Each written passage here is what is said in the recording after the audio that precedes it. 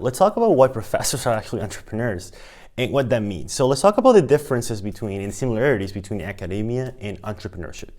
So one of the things that I've been getting involved lately is that I'm doing biophysics research. What that basically means is using physics simulations to find and discover new things in biology.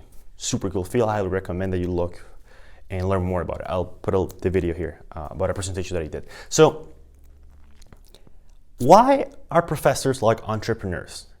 And why being a professor is very similar to being an entrepreneur. So it all lies in one word: incentive. And this is how they are different, and this is how they are similar. So incentives. Each profession, entrepreneur and professor, they have different incentives, but they work around those incentives in a very similar way. Let's go one by one. The first one. What is the incentive of a professor in academia? Often, their purpose of their research is to find new knowledge for curiosity's sake, just for the sake of finding new knowledge. That is also known as basic research.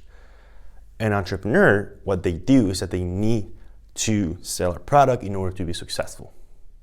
Different sentences, they're trying to find something and satisfy the entrepreneur's case, they're trying to satisfy a need.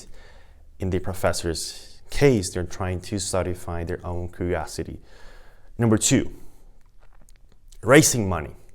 You may not know this, but professors actually need to raise money the same way that entrepreneurs need to raise money. An entrepreneur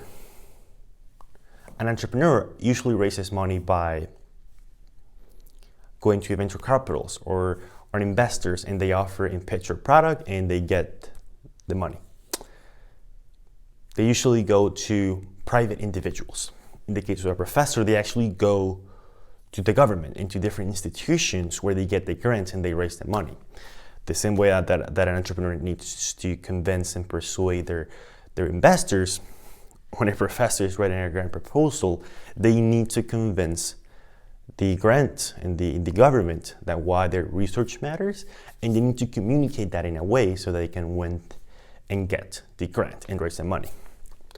Number three, also something I didn't know, but the same way that an entrepreneur needs to recruit and find people, a professor also needs to recruit people, recruit investigators, researchers, in order to find and research their goal. Something that I didn't know, and something that I find really interesting, because we think that being an entrepreneur is just being someone who's selling something or trying to make a product and making money off of it.